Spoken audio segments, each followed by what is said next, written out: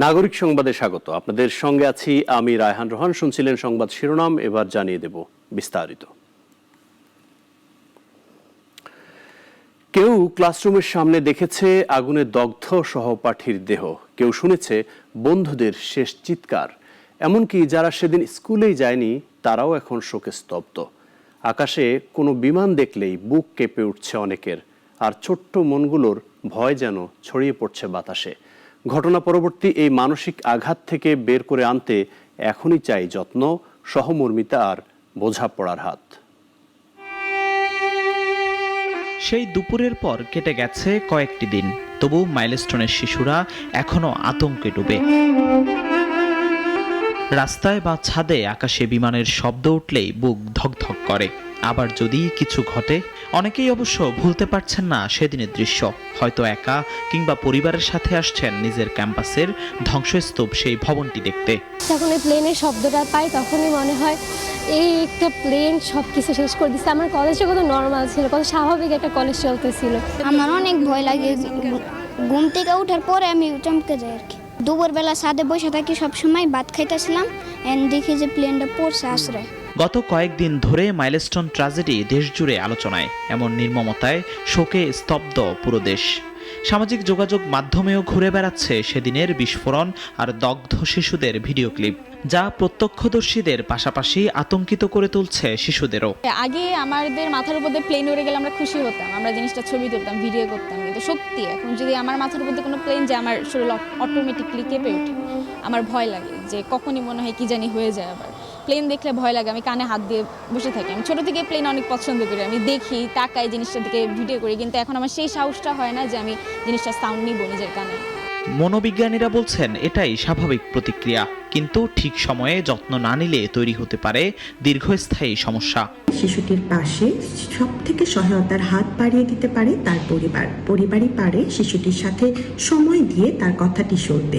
তার ইমোশনটি সত্যি একটি কষ্টের অনুভূতি, সেটি তাকে বুঝতে তার পাশে থাকাটা খুব জরুরি।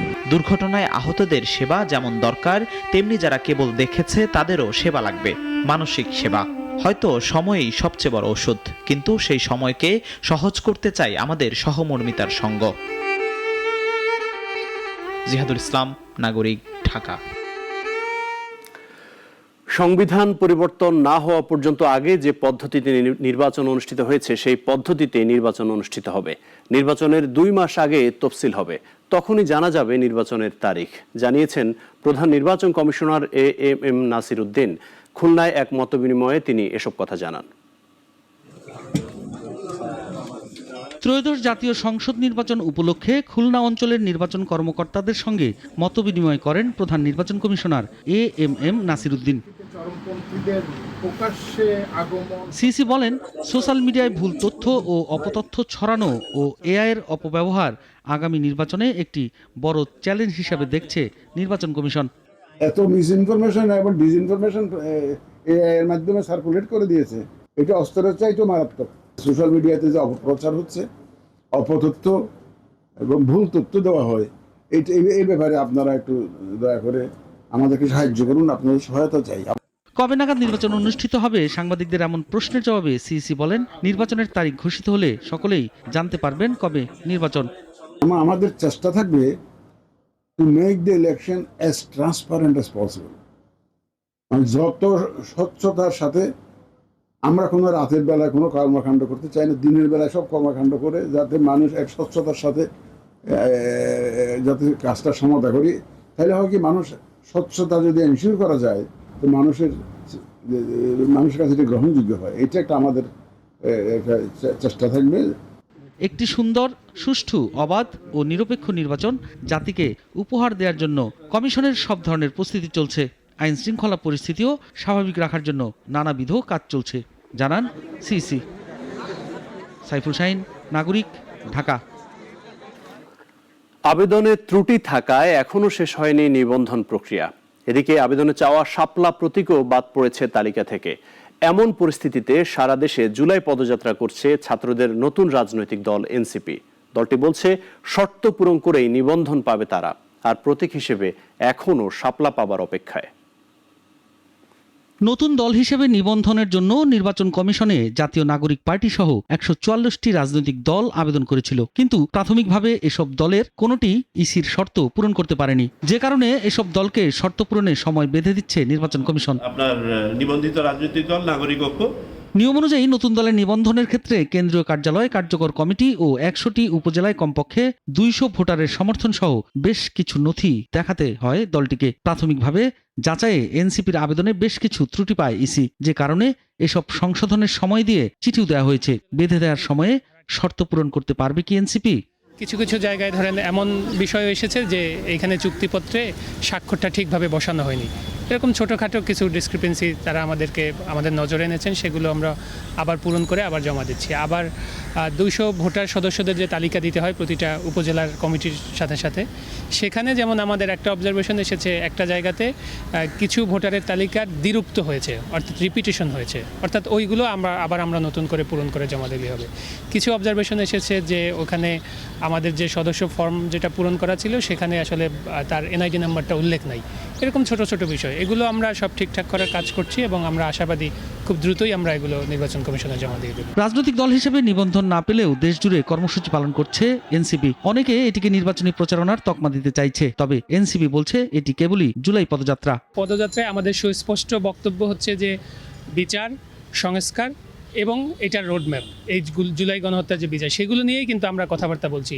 আমাদের যে পদযাত্রা, কোথাও কিন্তু আমরা নির্বাচনী প্রচারণা করছি না। নিবন্ধন পেতে গত মাসে এনসিপি যখন আবেদন করেছিল তখন দলীয় প্রতীক হিসেবে শাপলাও চেয়েছিল, তবে নির্বাচন কমিশন তাদের প্রতীক তালিকায় শাপলা রাখেনি। এনসিপির অভিযোগ, কোনো একটি রাজনৈতিক দল দ্বারা প্রভাবিত হয়ে প্রতীক তালিকায় শাপলা রাখেনি ইসি। নিবন্ধনে আমরা মোটেই চিন্তিত না, কারণ হচ্ছে নিবন্ধনের যে শর্তগুলো ছিল সেই শর্ত সব পূরণ করেই আমরা আসলে দরখাস্ত দিয়েছি। সাইফুল শাহিন, নাগরিক, ঢাকা। এবং এটা যদি সংস্কার ছাড়া নির্বাচন চায় না জাতীয় নাগরিক পার্টি এনসিপি। দলটির নেতারা বলছেন সব মানুষের অধিকার নিশ্চিত করতে নতুন সংবিধান দরকার, কিন্তু এর বিপক্ষে দাঁড়িয়েছে একটি গোষ্ঠী। মৌলভীবাজারে পথসভায় এনসিপি নেতারা এসব কথা বলেন। এএস কাকনের পাঠানো তথ্য ছবিতে সাইদ আরমানের রিপোর্ট। শনিবার জাতীয় নাগরিক পার্টির পদযাত্রা ছিল শহরের বেরিরপাড় পয়েন্টে। সমাবেশ শেষে কথা বলেন দলটির শীর্ষ নেতারা। এনসিপি আহ্বায়ক নাহিদ ইসলাম বলেন, পুরনো সিস্টেম আর আইনে আমরা বাংলাদেশকে দেখতে চাইনি, কিন্তু নানা শক্তি এখনো পুরনো সিস্টেমেই দেশকে এগিয়ে নেওয়ার চেষ্টা করছে। বাংলাদেশে ৭২-এর সংবিধানকে প্রতিষ্ঠা করতে একটি পক্ষ মাঠে নেমেছে। সংবিধানে সকল জাতি ধর্ম সকলের সমান অধিকার নিশ্চিত করা হবে। সেই নতুন সংবিধানের বিপক্ষে দাঁড়িয়ে যাচ্ছে বিভিন্ন রাজনৈতিক শক্তি। এর আগে শহরের কেন্দ্রীয় শহীদ মিনার থেকে জুলাই পদযাত্রা শুরু হয়ে শহরের শাহ মোস্তফা সড়কে এসে শেষ হয়। এ সময় নেতারা বলেন, সংস্কার ছাড়া তারা নির্বাচন চায় না। আমরা সরকারের কথা বিশ্বাস করতে চাই না।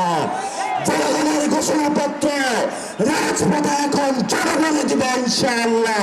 টাকা পয়সা ঘুষ দিয়ে সরকারি সেবা নিতে হয়।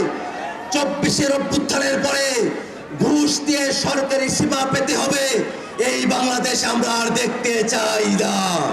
৭২-এর সংবিধানকে মুজিববাদী প্রতিষ্ঠার চক্রান্ত বলে মনে করে এনসিপি। এমন দাবি করে দলটির নেতারা সেই চক্রান্ত থেকে বের হতে চান। বলেন, তারা গড়ে তুলতে চায় সম্প্রীতির রাজনীতি। সাইদ আরমান, নাগরিক। দেশ বিদেশ থেকে ভাড়া করা মানুষ দিয়ে দেশ শাসন করা হবে কিনা প্রশ্ন বিএনপি মহাসচিব মির্জা ফখরুল ইসলাম আলমগীরের। গণতন্ত্রের উত্তরণের পথ খোঁজা হচ্ছে, নির্বাচন দিয়ে জনগণের শাসন প্রতিষ্ঠা করতে হবে বলেও মত তার।